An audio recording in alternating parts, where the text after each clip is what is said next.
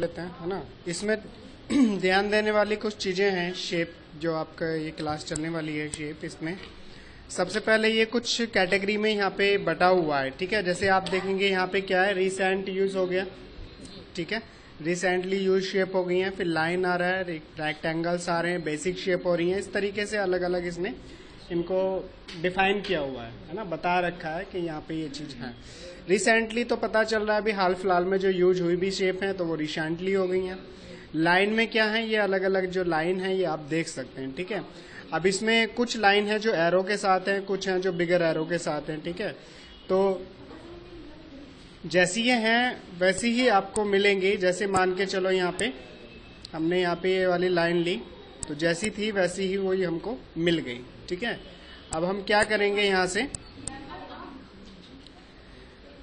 मैं वो लेता हूं जो थोड़ा डिफरेंट दिखती हैं या फिर जिनका डिफरेंट वर्कआउट होता है। जैसे मान लीजिए ये वाली ली हमने, ये भी एक प्रकार की लाइन ही है, ठीक है, लेकिन ये कुछ एडिट शेप में है, ठीक है। अच्छा, इसमें आपको ग्रीन कलर या येलो कलर का अगर कोई पॉइंट मिलता है, उस पॉइंट को पकड़ के आप इसको थोड़ा सा मेंटेन कर सकते हैं कुछ इस तरीके से, ठीक है। क्योंकि जब आप कोई भी ड्राइंग बनानी शुरू करेंगे तब आपको इन चीजों की जरूरत पड़ेगी, तो आपको ये पता होना चाहिए कि इससे ये हो रहा है, ठीक है। ये ग्रीन कलर में भी हो सकता है आपका, है ना ये। तो इन चीजों का थोड़ा सा आपको याद रखनी पड़ेंगे ये वाली चीजें, ठीक है। उसके बाद में नेक्स्ट इसमें जाएंगे हम दोबारा से, और इसमें जो लाइन है ये हमारी आ जाती है कर्व। कर्व आपको पता ही है, जैसा कि यहाँ पे ये मैंने इसको ऐसे खींचा तो इसका भी कुछ इसी तरीके से ये कर्व का एरिया चेंज करने के लिए है। थोड़ा सा अगर मेंटेन करना चाहते हैं तो आप इस प्रकार से कर सकते हैं इसको भी, है ना। इसका कर्व जो है वो कैसा रखना है, तो इस तरीके से आप इसको कर सकते हैं। अब मैं इंसर्ट में जाके नहीं लूंगा, सीधा ये इंसर्ट शेप है, आप यहाँ से डायरेक्ट ले सकते हैं, वही चीजें आएंगी, ठीक है। तो वहां जाने की जरूरत नहीं है आपको। ये भी हमारा कर्व होता है लेकिन ये थोड़ा डिफरेंट है, उस वाले को हमें मोड़ना पड़ा, बीच में से जो है ब्रेक करना पड़ा, ठीक है। उसके बाद में क्या है, ये वाला जो हमने कर्व लिया है इसमें आपको एक जगह क्लिक करना है और जहां पे आप दूसरी जगह क्लिक करेंगे वहां से वो बैंड हो जाएगा।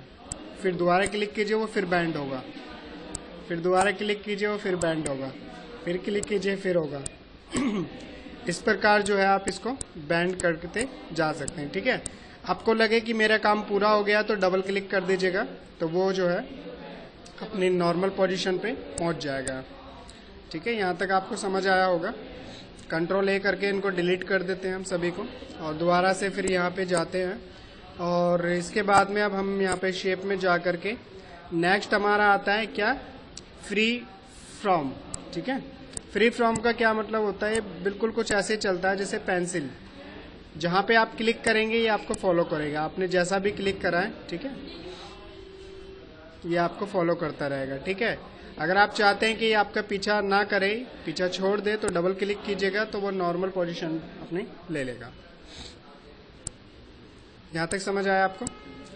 उसके बाद में ये भी कुछ इसी तरीके से है, इन सबको आप करके देखना। ये सारे के सारे रेक्टेंगल, ठीक है। जो थोड़ा सा डिफरेंट है वो बता देता हूं मैं। जैसे ये वाला है हमारा, कुछ इस तरीके से ये शेप आ गई है। तो जैसे मैंने बताया था येलो या ग्रीन कलर है, उसमें कुछ ना कुछ है छिपा हुआ, ठीक है। जैसे इसको हम रोटेट करा सकते हैं, किसके जरिए, इसके जरिए। और एक पॉइंट और यहाँ पे नजर आ रहा है हमें, ये वाला, इसके जरिए हम कुछ इस तरीके से कर सकते हैं, है ना। हाँ, ये कुछ इस तरीके से आप मेंटेन कर सकते हैं। तो आपको ये चीजें याद रखनी होंगी ताकि आप जब शेप पे काम करें तो आपको वो सारी चीजें जो हैं आसानी से मिल जाएं। आप देखेंगे जो चीजें हमने हाल फिलहाल में यूज करी हैं वो यहाँ पे आती जा रही हैं। अच्छा, उसके बाद में अगर आप चाहते हैं तो जैसे ये वाला है एक हमारा, इसको ले लीजिए, ठीक है। बस वही ग्रीन और उसका याद रखना है आपको। इसको भी आप ऐसे कर सकते हैं छोटा, ठीक है, कुछ इस प्रकार से। तो देखिए कितना सुंदर लगने लग जाता है। कंट्रोल डी कर देते हैं तो दो बन जाएंगे। इसको थोड़ा सा कलर कर दीजिए यहाँ से, जैसे हम कोई कलर यहाँ से ले लेते हैं, मान लीजिए ये वाला कलर ले लिया। अब इसको हल्का सा हम इसको रोटेट कराते हैं, ठीक है। आप लोग समझ गए होंगे क्या करना चाह रहा हूँ मैं, है ना। समझदार तो हो आप लोग, ठीक है। ये देखिए कुछ इस तरीके से। तो ये आपको डिजाइनिंग में जो है ये सारी चीजें यूज करनी है, सभी की सभी। तो आपको क्या करना है, सभी जो भी शेप हैं इनको एक एक करके लीजिए, इनको करके देखिए।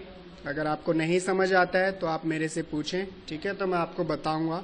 और एक चीज और बता देता हूँ इसके अंदर, जैसा अभी तक हम पीछे की क्लासों में सीखते हुए आए हैं, टेबल में सीखा तो हमें टेबल टूल नजर आए थे, ठीक है, पिक्चर पे काम करा तो हमें पिक्चर टूल नजर आया था।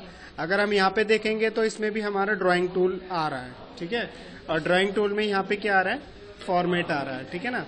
तो इसमें क्या करना होगा हमें, फॉर्मेट में देखिए नाम से पता पड़ रहा है फॉर्मेट, ये देखिए ये कलर हो जा रहा है, ठीक है। तो ये इतने सारे जो हैं आपने कलर ले रखे हैं, यहाँ से जो चाहें आप वो ले सकते हैं कलर, आपने पीछे किया हुआ ही है।